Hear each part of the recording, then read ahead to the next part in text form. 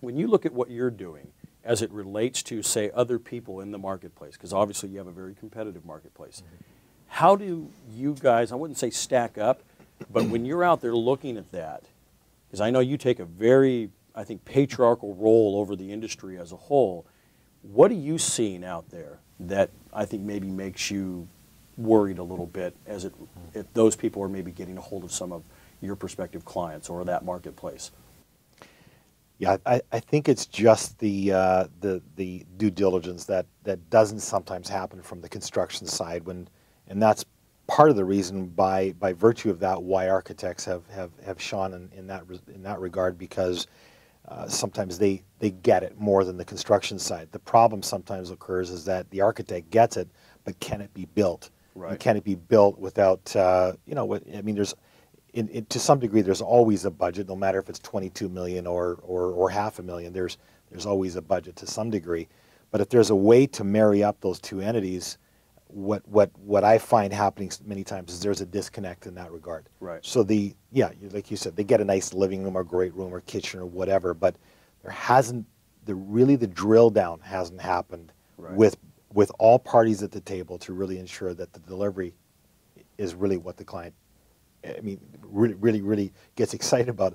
I tell this story often where we had one of our 3D modelings up on our big screen in our boardroom, brought our client in for their first design discovery review, and this lady literally came out of her chair. That's exactly what I want right there.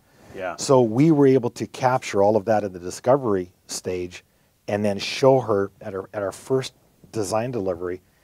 We captured some of those things that she just got thrilled about. And you guys have a little different process for that. You were talking about it earlier.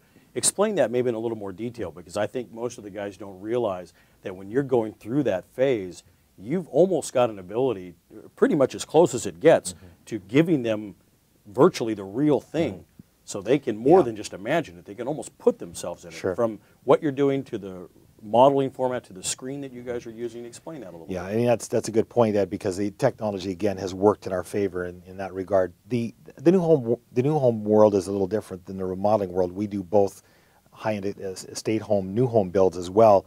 Little different in that you can walk a showroom or whatever show home, and you can kind of get a feel for what the home might look like, or some ideas. But in remodeling, when you've lived in that home for the last 10, 15, 20 years, it's very hard to kind of wrap your head around what could this home look like. That's a good point. Very difficult to do. Yeah. So the 3D modeling software that we have is invaluable. I mean, it's probably the best, bottom line, #1 tool we use day in and day out. And it's all about helping the client visualize literally in a virtual reality type setting and do the walkthrough in 3D of their new space. Wow. So I mean, in real time, a client, case in point, this executive I was telling you about just last week or a couple weeks ago, very successful with a large oil company in Calgary, and he just got so liberated, came in somewhat reserved into the design discovery session. Sure. And then as the whole process evolved, he became so liberated. He jumped out of his seat, was at the screen. Can you move that wall? And then we showed him live. We can move. Yeah, we can do that. We can move that wall. Click, and it's done in 3D. Right. Well, can you do this? Yeah, we can. Click, done, 3D. And it's real time, live, and we're literally tweaking and modifying his design on the fly. You know, it's amazing that you talk about that, because here on the show, one of the things that's always interesting is we're developing new brands, marketing, advertising, sales, things like that. It is what we generally do.